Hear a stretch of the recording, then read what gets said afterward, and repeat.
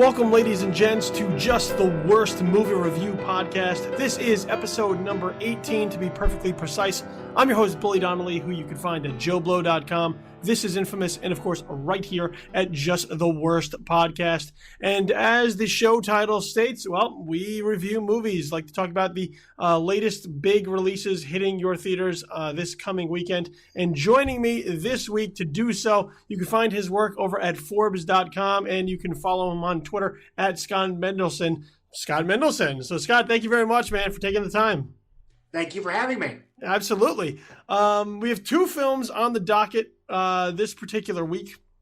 And those would be Kung Fu Panda 3 and The Finest Hours. But before we dive right into them, just to prove that even though we call ourselves Just the Worst Movie Review Podcast, sort of in self-deprecating fashion, we don't just pull just the worst people out of nowhere. So really quickly, just sort of let everybody know, I guess, your credentials, how long you've been at this for, and sort of your history with film writing and movie criticism. Well, I've been an informal film nerd since I was 5, and I became something of a box office junkie when I was 9, when the first Batman movie came out. And then when I was 11, I got as a gift a subscription to Entertainment Weekly, and I've been obsessing over the domestic box office numbers ever since. I started my first blog, and I started reviewing movies for a local LA rag called Valley Seat Magazine in 2005.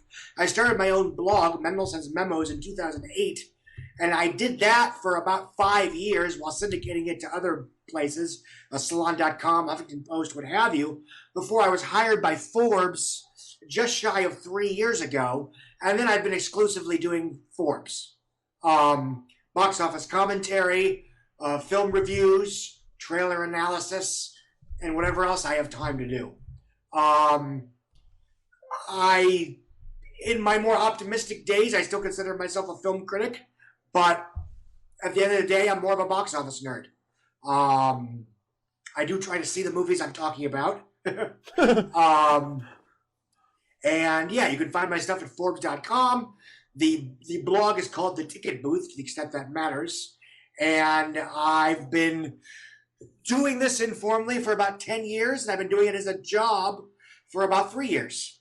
Well, there you go. and we're all in it. We've all been passionate about it for a super long time. That's typically how we get into it. Just we have something to say about all of these things, and we make the leap to actually go ahead and do it. And look, and I read your stuff on a regular basis too. So I'm a fan as a reader. So as a result, it's a pleasure to have you here on the show to sort of talk about these films on this particular week. Let's, I guess, start off with the franchise film, and that would be Kung Fu Panda 3. This is the third installment of the Kung Fu Panda series from DreamWorks Animation that stars Jack Black as the martial art panda Po, who has previously been on several adventures. The first two films, pretty well regarded, highly regarded, box office successes, and critically acclaimed. Here in Kung Fu Panda 3, Po once again has to deal with some type of issue dealing with his martial arts skills. Here, his family history, his mysterious family history is sort of called in, and he is reunited with his long-lost real biological father and brought into a clan of pandas who he must help train on a certain number of levels in order to fight the new villain this time, which is the evil yak called Kai, who's played by J.K. Simmons. And the previous clan is also still around. Angelina Jolie, Dustin Hoffman, Kate Hudson, Lucy Liu, and Jackie Chan, as well as some others, most notably Bryan Cranston, who plays his biological father. So Kung Fu Panda 3, Scott, what did this film do for you, and how did you think it stacked up with the previous two films? Well, I am a huge fan of the first two Kung Fu Panda films. I think they're among DreamWorks Animation's best pictures. The second Kung Fu Panda 2 was my favorite film of 2011. I thought it was a quantum leap forward in quality, even as someone who liked the first one quite a bit. Um, Jennifer Hugh Nelson brought a wonderfully empathetic, humane sensibility to the second film. It was incredibly emotional, and it was surprisingly deep in terms of how it dealt with the idea of not being motivated by revenge, not being motivated by a predetermined destiny, not being motivated by things that, well, I mean, as a whole, a lot of the DreamWorks films are basically about characters that, society says you need to do one thing, but they say, no, no, I want to do this. And how they overcome that challenge to become or not become the thing that they actually want to be. I think this film is somewhat of a step down from the first two. It's still very entertaining. It's still very colorful. It's very well paced. It's almost too quickly paced, I would argue. The 3D is gorgeous. The cinematography is wonderful. The vocal acting is fine. But this seems to be a film that didn't really have a story that justified its existence. So what you have is a villain that's somewhat of a villain of the week without a real connection to the heroes. And you have the character of Poe basically learning a lesson that he's already learned in the first two films. He, by virtue of being anointed as a new teacher and being very uncomfortable with that role, he sort of has to repeat the gee whiz, I'm not really good at this, what do I do about it arc of the first film. And by coming to terms with quote unquote who he is and who he is on the inside and trying to, in the first film he was trying to learn inner peace. In this film he's trying to learn chi basically, which is represented by being able to do certain fantastical having fantastical powers. Very simplistically, it's basically a rehash of the moral of the second film. So this third picture takes us where we've already been and pretends that it's new, and what should have been the dramatic oomph of the picture, which is Poe meeting his biological father, and the quandary that brings about in terms of where does he belong? Does he belong at the temple, being the best dragon warrior that he can be, or does he belong with one of the pandas and helping that society, thrive and survive after they all got, basically massacred in the events that were detailed in the second film, and dealing with the emotional heartbreak that James Hong's character would theoretically go through upon realizing that Poe's, natural father is alive. That stuff is all played basically for laughs and without a lot of dramatic, a lot of dramatic impact.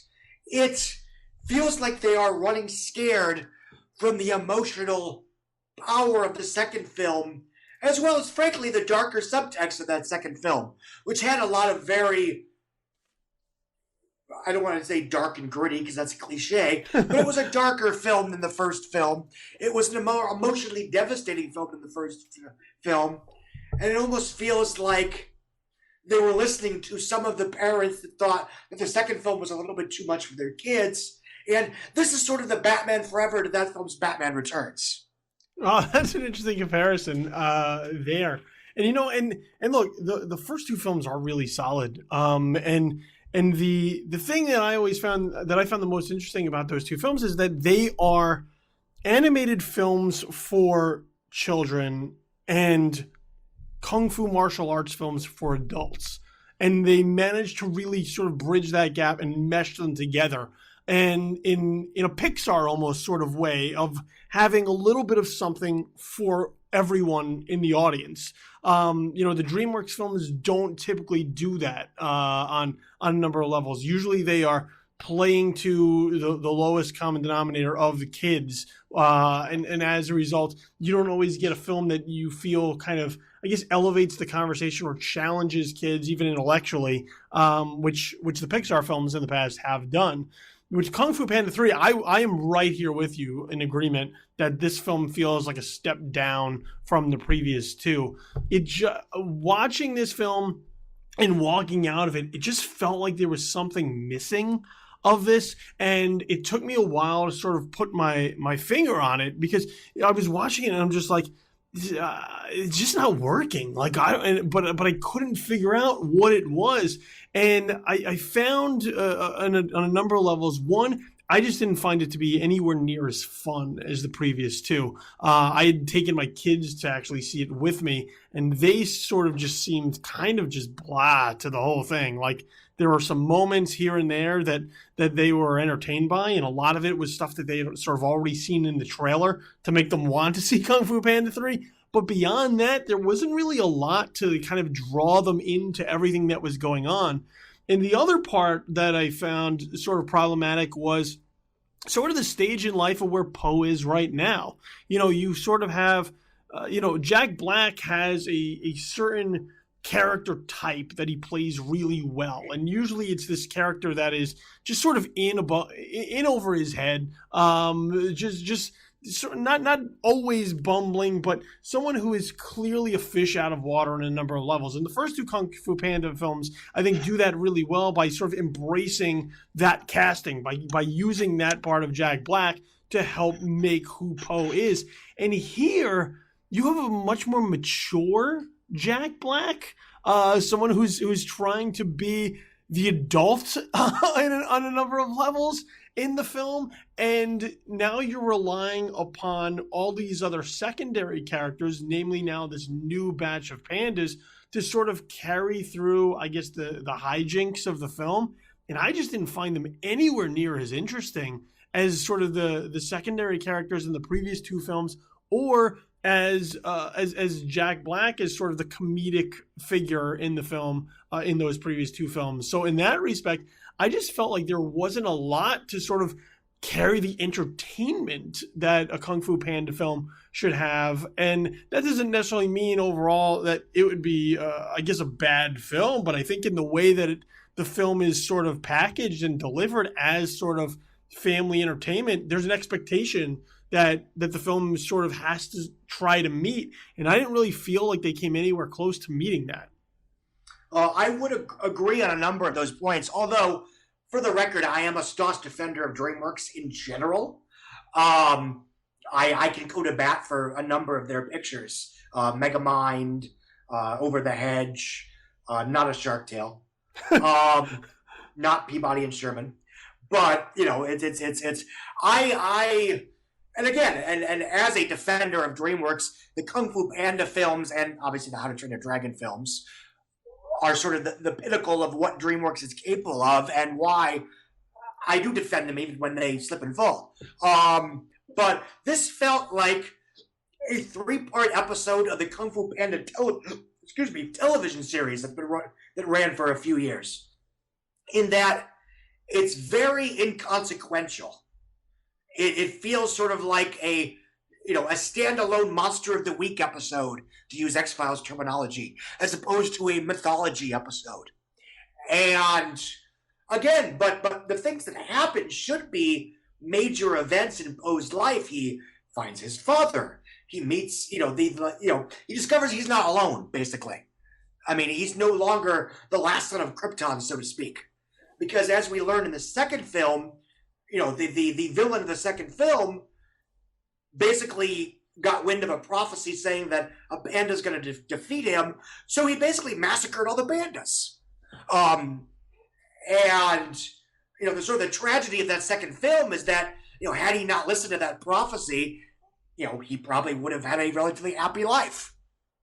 In the way that the classic time travel conundrum, the knowledge of the terrible future is what allows that terrible future to take place. Mm-hmm.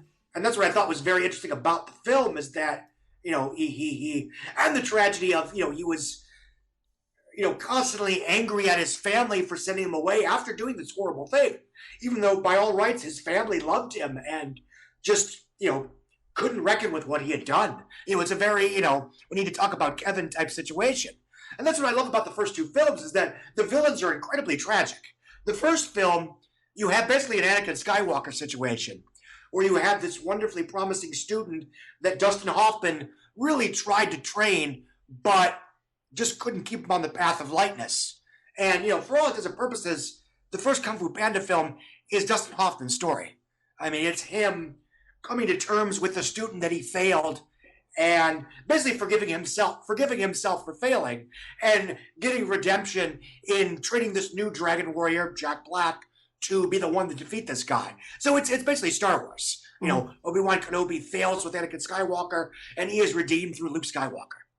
And again, the second film was more of the horrifying, Kip Kinkle, we need to talk about Kevin type situation, where you had this young man who his parents knew that he was, a bad seed and did everything they could to try to stop him from doing something awful, but he did something awful anyway, and then they have to send him away. But in this film, the bad guy's just, villain of the week. Again, he heard a prophecy about being defeated by a panda, because I guess that's a prophecy now.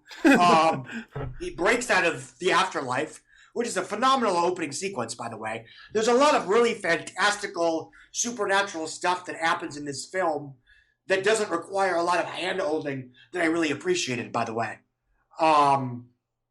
There are a number of sequences that basically take place in a fantastical spiritual realm that's just, very matter of fact. This is where they are. Accept it or don't. You don't need a ton of exposition to explain why this could happen. But, Jack Black's character, I think, has progressed up to a point in the first two films where we don't need to see him as a klutz. We don't need to see him stumbling and failing and, gee, how am I going to do this? That's what I loved about the second film is that, by the end of the first film, he's the Dragon Warrior. His friends, the Furious Five, they respect him. He is, to a certain extent, an equal. And the only reason he has a struggle in the second film is because he finds out some horrible information about his own childhood and has to come to terms with that. Mm. And once he comes to terms with that, once he finds that inner peace that he's been looking for, then he's, back to normal. But again, in this film, it feels like they didn't really have a story, especially one that would live up to the gut punch of the cliffhanger in the second film, which is where we find out that, Poe's father's alive. And then, 4.5 years later, we're back. It's like, okay, we'd have that, but we really don't have a story otherwise. So we're just going to rehash the ingredients of the first two films. But we're going to tell it in a relatively emotionally inconsequential way because we don't want something as dark and action-centric as the first film. Right? As the second film. So as a result, you have a film that is vastly inferior to the first two films. And as a result, while it is entertaining on its own, while it is technically proficient on its own, it's well acted, gorgeous to look at, yada, yada, yada, it's an inferior work, and it's a massive disappointment. Yeah, I mean, if you just take this film out, you wouldn't miss it. B, you probably wouldn't even notice. Like, you would be, because nothing here happens of real consequence that either calls upon previous instances or really propels the story forward in a number of ways. Like, there's nothing that a Kung Fu Panda 4 would have to call back to Kung Fu Panda 3 for, because nothing really happens other than like, hey, remember when we introduced all these other new characters? And yes. And you look at the five, they're interesting characters. They have an interesting dynamic amongst them, and they all have their sort of their roles in the team to add to the story, whether it's, to be the voice of reason or to be sort of comic relief. They all have something to add to it. And I never got the idea that any of these pandas in this sort of secret panda village really added anything much to the story. They really don't do anything other than to sort of say like, well, this is your true nature, Poe, and he sort of rejects that in a number of ways because once again he's the Dragon Master. So I thought once again, like, there's, for a long stretches of time, it just feels like this film is just sort of pedaling along and not really doing much because of the fact that you have these characters who aren't really given much to do, and in the grand scheme of whatever story it is that they're trying to tell, don't really factor in all that much. Like, they're there No. to have a thing. They're there to have a little thing that they do so that when the film goes into its big climax, you can sort of call back to that, and they can use their thing for the forces of good. But beyond that, they're very two-dimensional. There's no depth to them. There's no real character to them. They're just sort of there, and as a result, a lot of the film just feels very flat to me because there's just nothing to grab a hold of. My son, I mean, to be fair, he's 4, so you never know what he's going to latch on to. Mm-hmm. He was bored for a lot of this picture. Yeah. He got into it in the action finale, and in the end, he decided he liked the movie. But I was worried I was going to lose him, in that middle act, because while I get that the film is sort of satirizing, basically a stereotypical ugly, lazy American stereotype, because these Eastern characters who go to the world of pandas, and they're basically saying, hey, the way to achieve chi and inner peace is just to be lazy and do whatever you want. And of course, they find out that that's a fraud. Spoiler, sorry. That's a fraud, that, they don't have chi, and they're lazy because why not?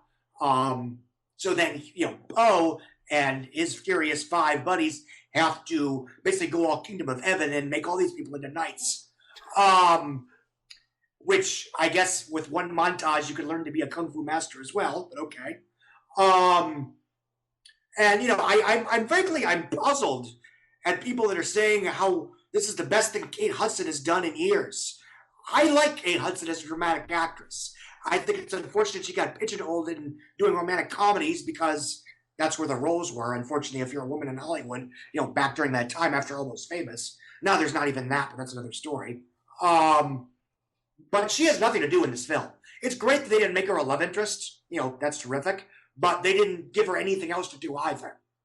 Yeah, she's one. It's another one of those characters that are just sort of there. Yes, she has a specific skill that can be highlighted in the action finale. Yeah. And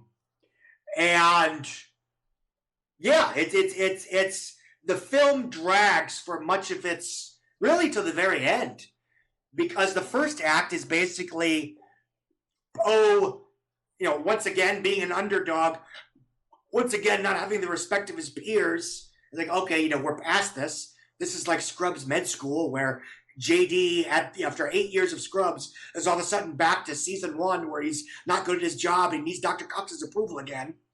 That season doesn't exist in my mind, but by goodness.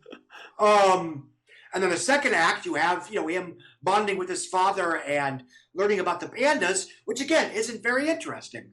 And then you have the idea of the villain who is basically going on a rampage, taking out the Kung Fu masters. But it's a situation where there's no suspense because he's killing characters that we know can't be dead.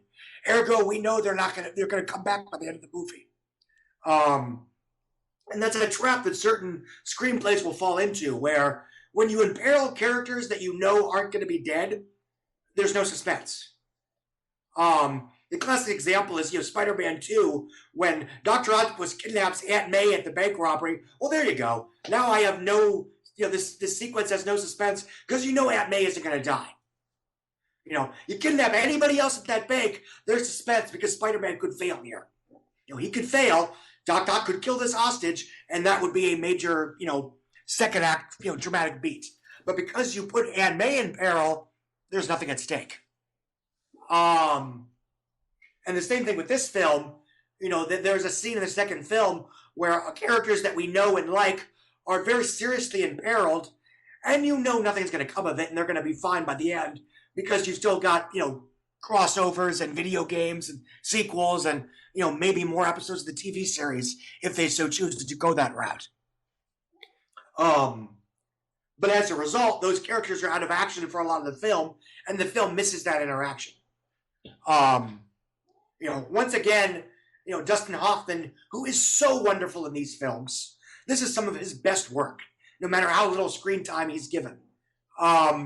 He's basically the Professor X of the franchise, where he gets removed by the first act because he's just too powerful to have around.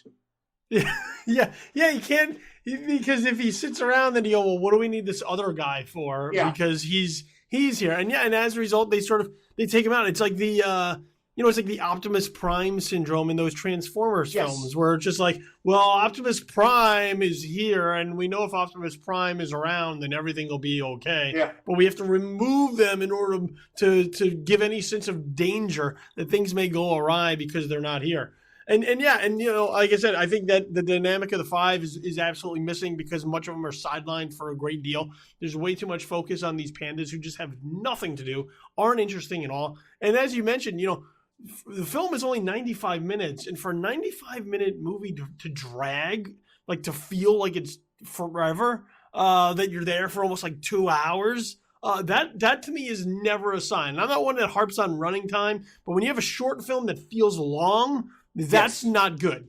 Well, and again, and this isn't, this would have been off the record, but this was 2 years ago and the movie's out, so this isn't a secret anymore. Mm-hmm. I spoke to DreamWorks people a long, long time ago about something unrelated, and I asked, hey, I love Kung Fu Panda 2, what's happening in the third one? And the one thing they said to me is that this one is going to be more comedy focused and less action focused like the second one.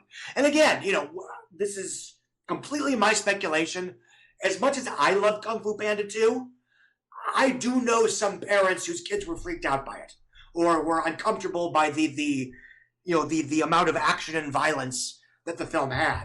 So I have to wonder if there was an intentional attempt to tone down the content of the picture. But frankly, it's a softer film than the first one. It's not even a matter of going back to the first one, which had a lot of character comedy, but when the action showed up, it was old school kung fu action. Mm-hmm. It was the perfect combination. So as a result, there's very little action in this film. But what makes up for it isn't entertaining. It's character comedy that doesn't work, jokes that don't work, character relationships where it's almost like they were so afraid of audiences feeling bad for Mr. Ping, James Hong, his natural dad, or his adopted dad, that they were afraid to play the father-son, father stuff for any dramatic, for drama, for any kind of drama. Mm-hmm. Yeah, and a lot of the drama is just sucked out, and I would look. It's funny because you look at Kung Fu Panda 2, which was a box office success, nominated for Academy Award for Best Animated Feature. So to look at a film like that and then say, well, they're scared of continuing in that way. Look, sometimes you just gotta stick with what brought you to the dance. And those, like I said, those first two films are a mixing of both martial arts films, kung fu films, and just good family animation and entertainment. And here it seemed like they strayed from that kung fu element to go more towards being kid friendly. And as you mentioned, I just don't think it works. I don't think it works on the level that they thought it was going to. I think they thought maybe if they went softer that, they'd be able to sort of draw more audiences in. But I just think, look, you took your kid. I took my two kids, one to 6.5, the other's 3.5. They weren't on board with it either. And they're usually the barometer. Like if I could sit in a movie next to them and they're not really feeling it, then I can get just an overall sense of what it's like out there for other people who are going to take their kids to see it. And I don't think there's enough there for the adults to just really want to sit through it. And I don't think that there's enough in there for the kids to actually like it. They might tell you they like it because sometimes young kids like everything, yes. But their behavior in watching it tells me otherwise, that just young kids are not the demographic that a Kung Fu Panda 3 would be shooting for, are not going to be on board with what they pulled off here. But having said that, the reason why in the end I gave it a positive review is on its own, it's relatively entertaining. Again, it looks great, sounds great, it's well acted, et cetera, et cetera.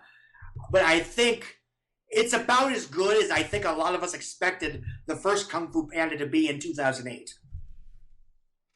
That might be fair enough. The first two may have exceeded our expectations for what we thought a Kung Fu Panda movie was going to be. And now this is just kind of where we thought those first two films were going to. So I guess it's a wash. We exceeded expectations with the first two, and now we didn't meet them for the third one. And again, for the record, I have no idea why they chose to go with a lighter, less dramatic, film this time around. I'm personally speculating with no evidence whatsoever beyond my experience. But, and it's okay if they went lighter, but they didn't go better. It's not, the problem isn't that they went lighter, it's that they went lighter, less consequential, less impactful, and thus less good. Yeah, I mean, look, if you could do whatever you want with your movie, you try and go in another direction, try and do something different than what you've previously done. By all means, go ahead and take that shot.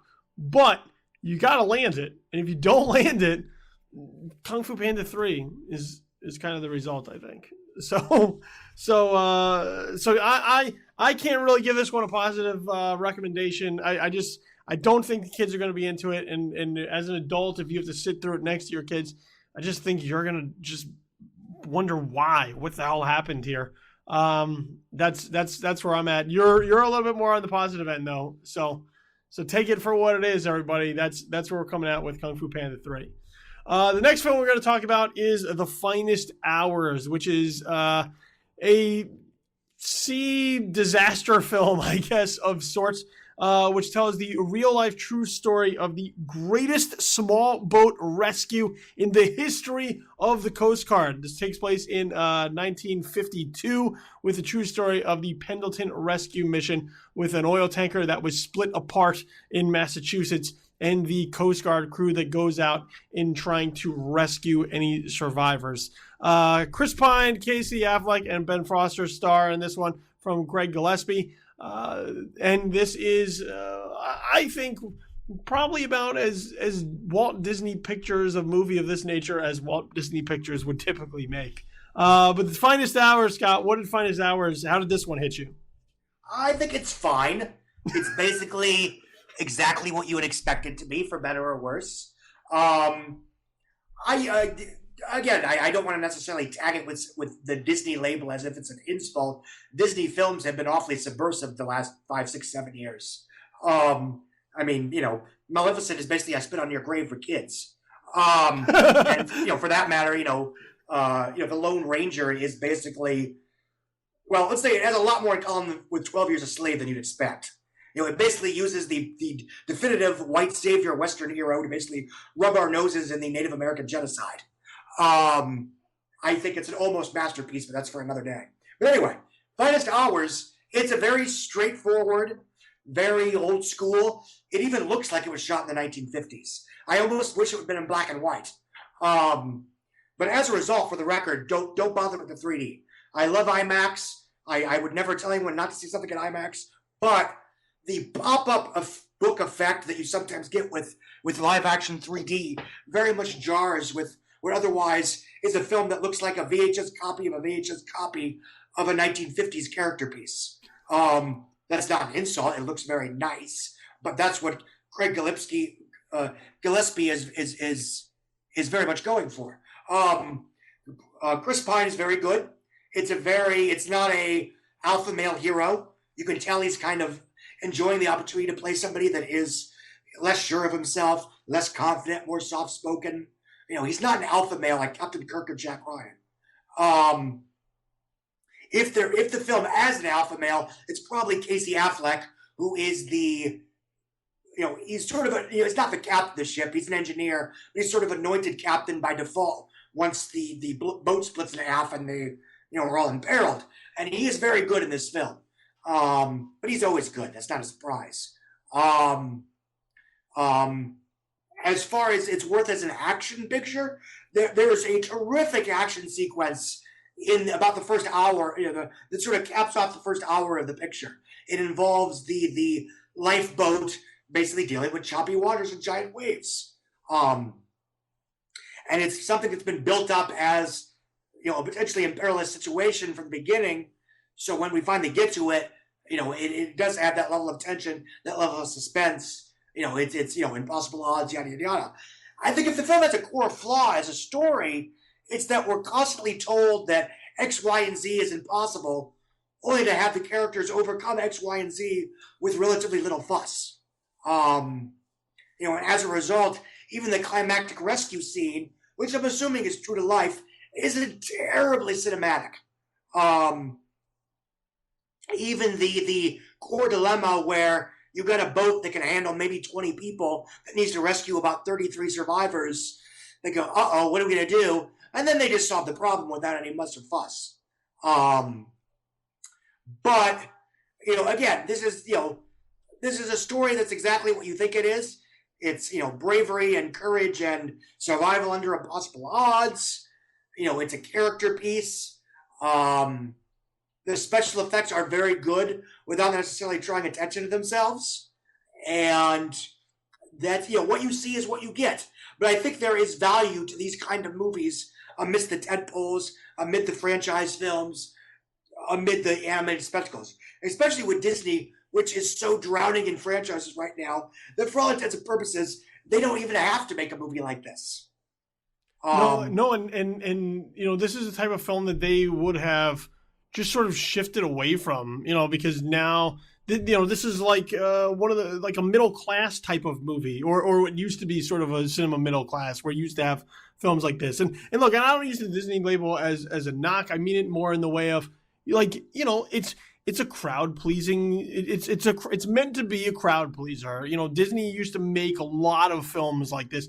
They still do it in a number of ways. They just happen to be usually sports type of movies. But they have these ways where, you have sort of these characters and they do have some flaws to them. But you root for them to sort of overcome the odds and sort of, find this greater end, that is either, heroic in some way. Here it actually means legitimate heroism by going out and trying to save people who are in danger. But I think in that way, this is a film that Disney very much used to make a lot of the time.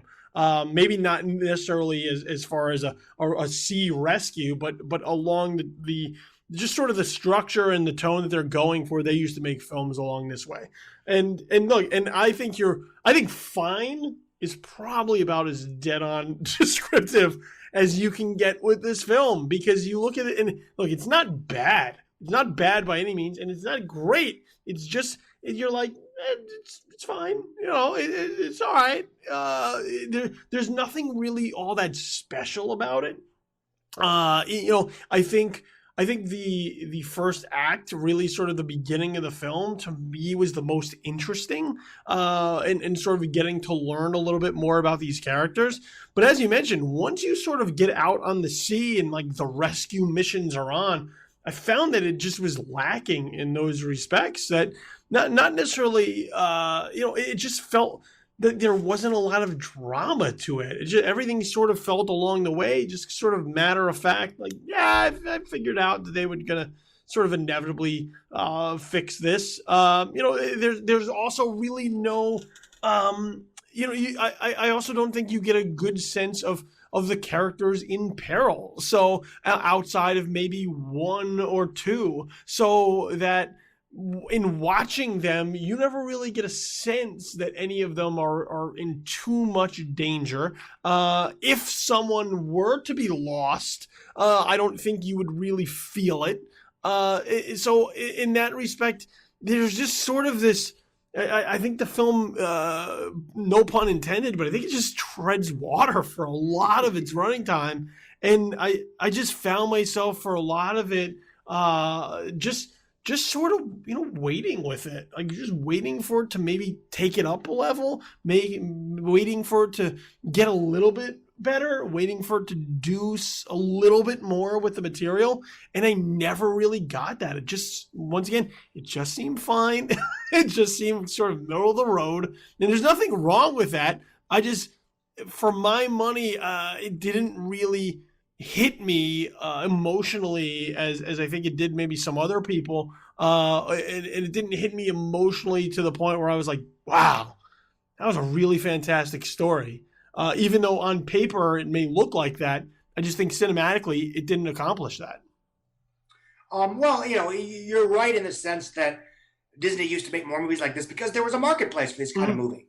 I mean, it's one of the weirder things that we've seen in the last 5 or 6 years is how films that would have been A-level blockbusters in the late 90s, early 2000s, maybe even up to 2005-ish, are now glorified B movies.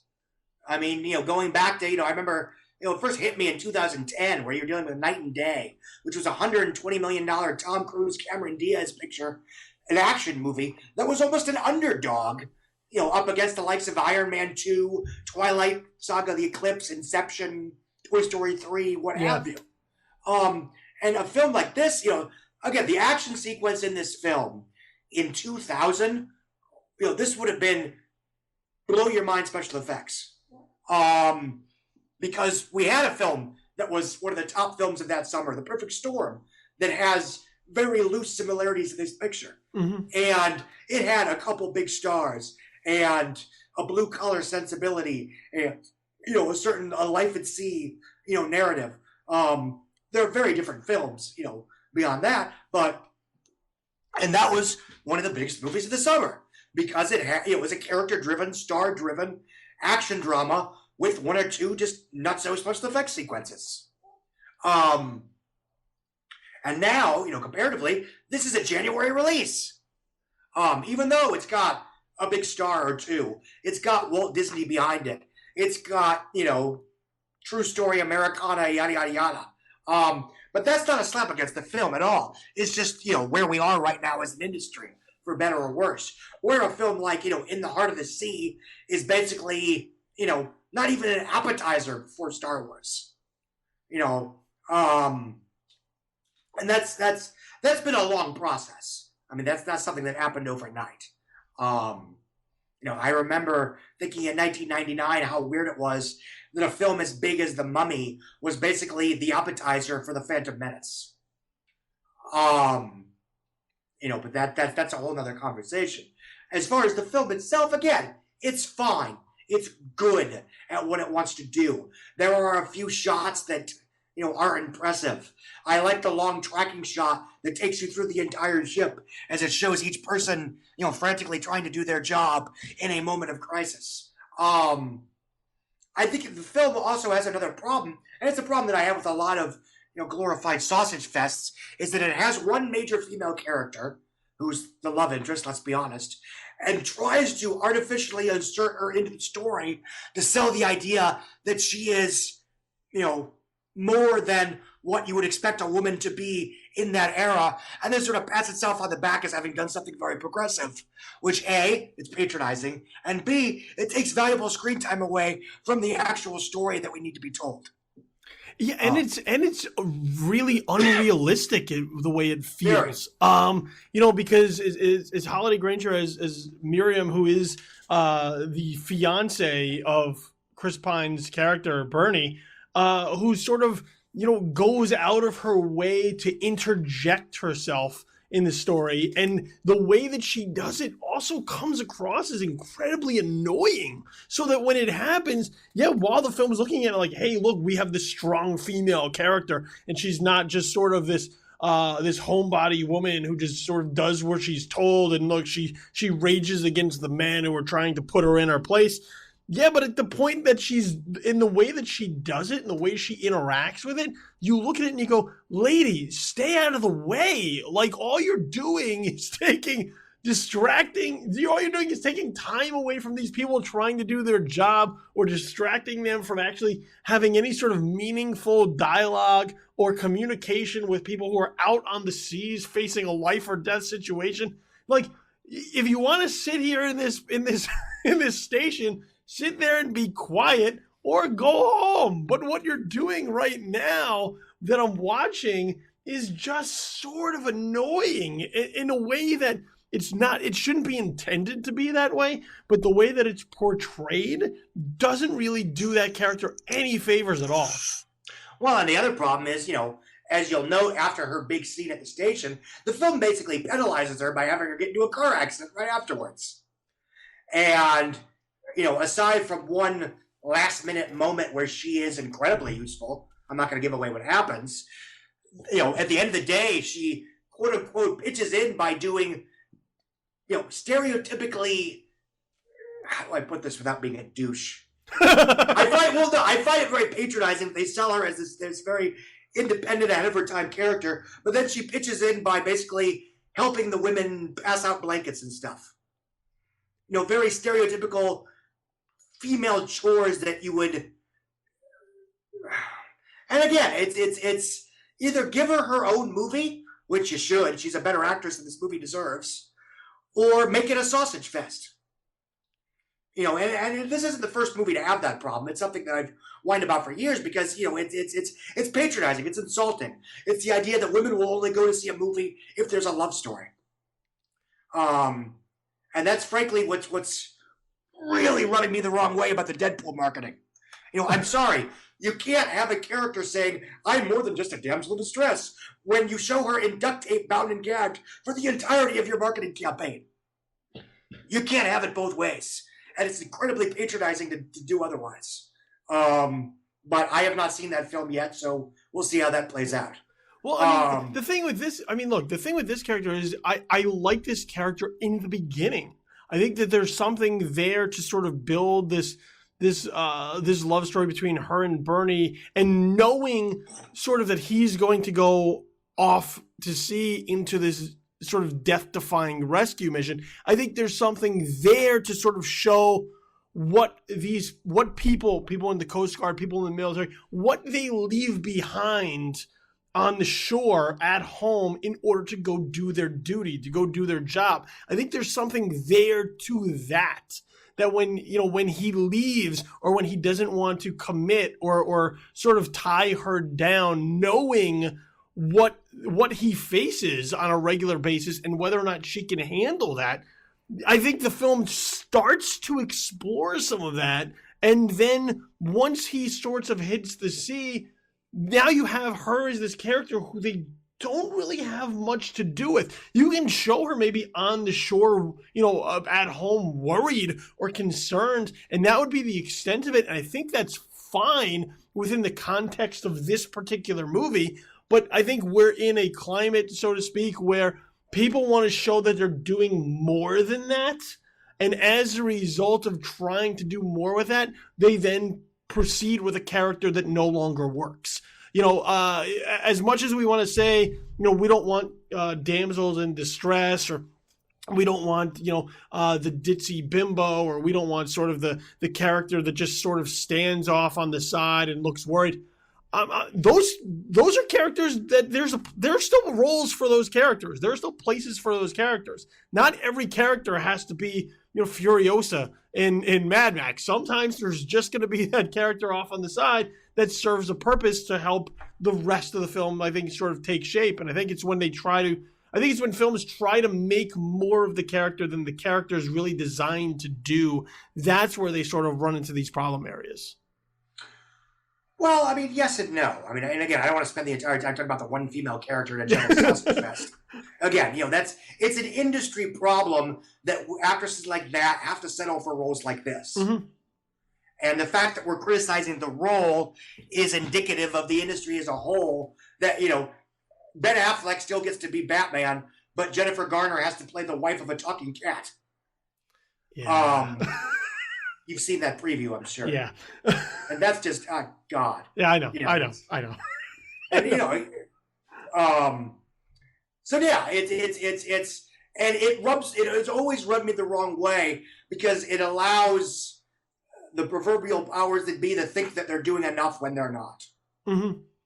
Well, and look, and here's sort of one of the other things that I had with the film is that I found the crew of the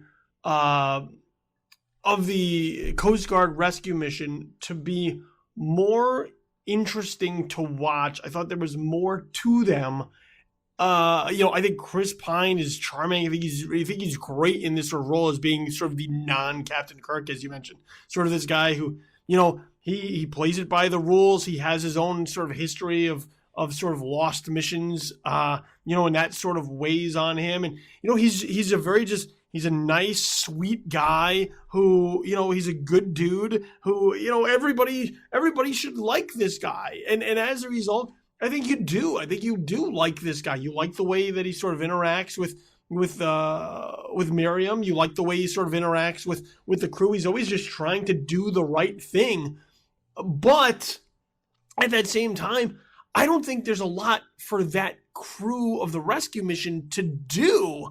I think the more interesting stuff to do is everything on the Pendleton, trying to stay afloat, trying to figure out how to buy more time, trying how to not sink.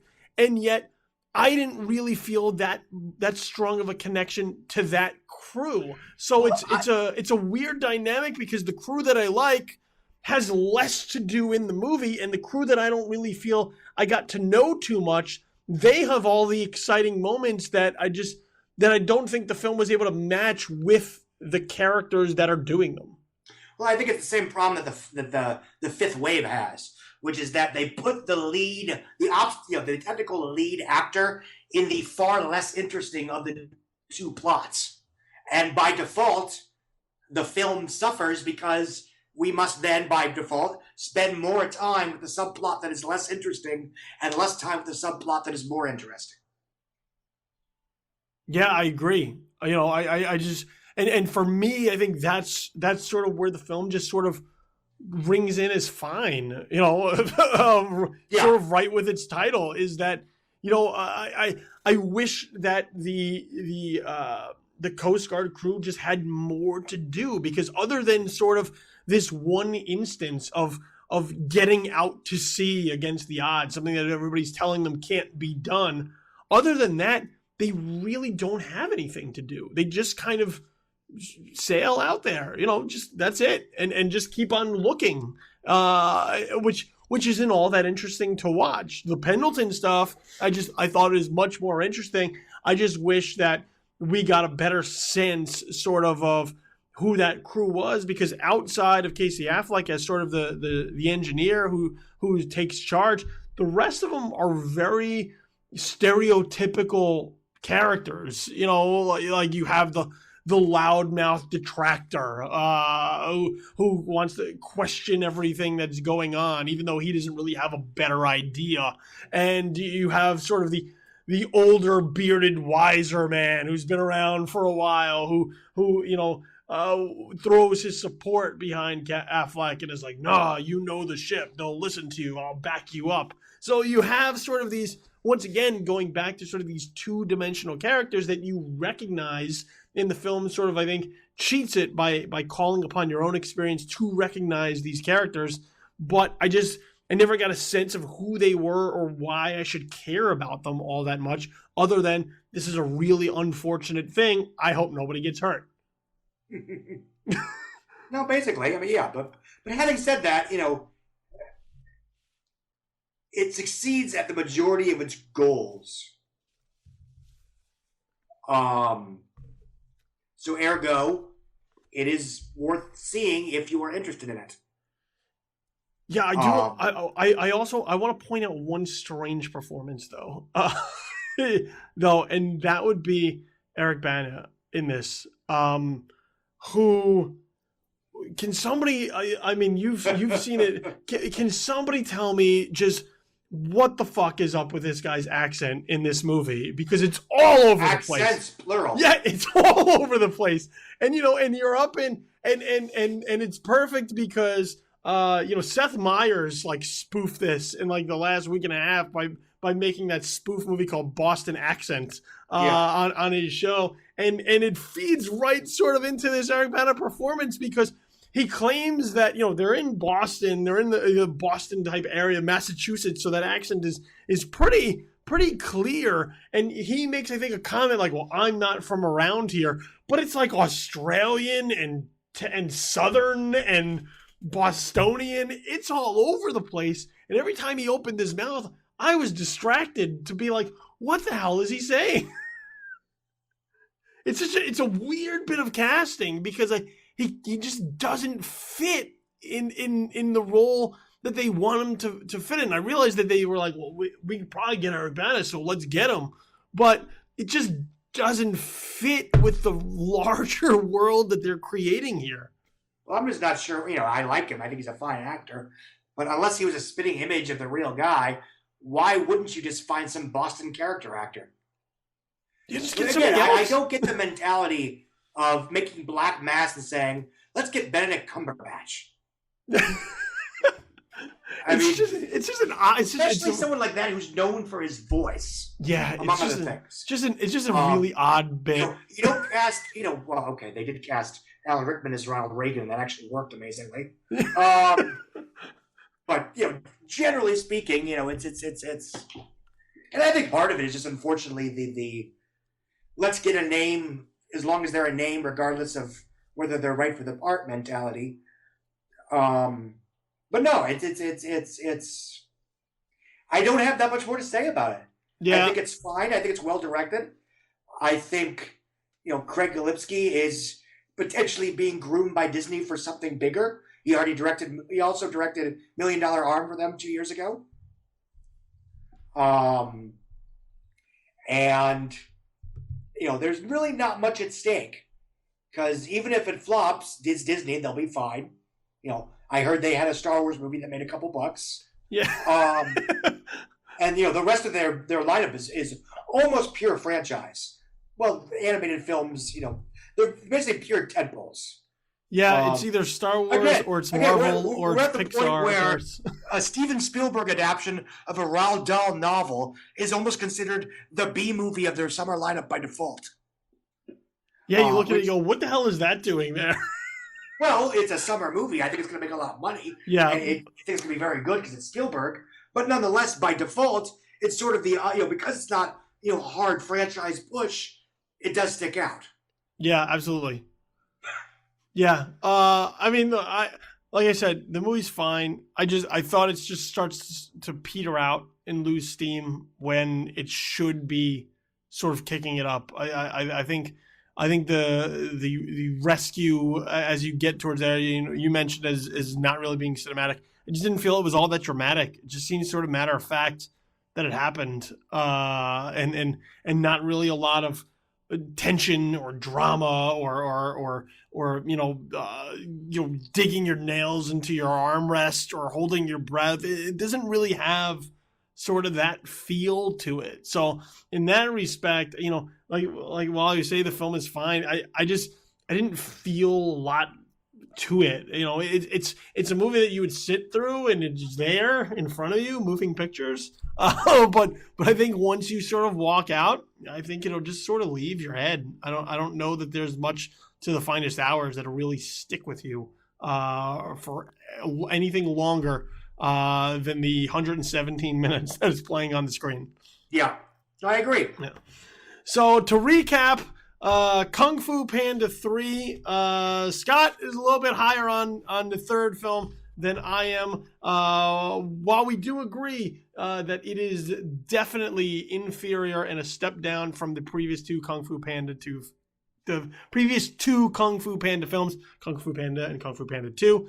It just did not connect with me. I think kids are not really going to dig it. And I think Scott's there as well. I just find it, just found it a little bit better than it hit with me. And as far as The Finest Hours, fine. I mean, that's The Finest Hours is fine. Yeah, The Finest Hours is fine. It should have been my headline. That should be on the poster. Just that should be the blurb. Fine. And I think it's interesting to start off. I think it loses steam as it goes. I think it has some issues, but I think there are people that'll be more than willing and more than ready to sort of overlook some of the flaws that the film has in order to sort of hit those crowd pleasing moments. And I think Scott's right there, sort of in that thing. Once again, fine. So, with that said, thank you very much, Scott, man, for taking the time. Before I let you go, let everybody know where it is that they can find you out there on the interwebs. Forbes.com. The ticket booth is the name of the blog, so Google Scott Mendelson Forbes. I'm on Twitter at Scott Mendelson, all one word. Obviously, I have a Facebook page. I have a ticket booth Facebook page as well, but I basically just repost everything that one's just for reposting my Forbes stuff. Yeah, and that's the extent of my social media, Facebook and Twitter. So make sure you get out there and read all Scott's work. Always really good, especially with the box office analysis. So if you're feeling lost in that world, Scott will help you he'll be your light to guide you through some of the darkness. Make sure you follow our social media pages as well. Over on Twitter, you can find the official Just the Worst Podcast Twitter handle at JTW Podcast. You can also follow me there at Infamous Kid. Facebook.com/Just the Worst Podcast. And I'm there as well, Facebook.com/Billy the Kid. All the podcasts you can find on SoundCloud.com. That is SoundCloud.com. Just do a search for Just the Worst Podcast, and you'll find all of our various shows and episodes. And, of course, on a regular basis, you can find my work at JoeBlow.com. This is Infamous, and right here at Just the Worst Podcast. Want to thank my guest, Scott Mendelson. I've been your host, Billy Donnelly. This has been Just the Worst Movie Review Podcast, episode number 18. Get out there and find yourself a good movie to watch, because there's plenty of them out there if you look hard enough. Until next week, when I have another guest to review something else, I'm out, and so is Scott. We'll see you next week. Peace.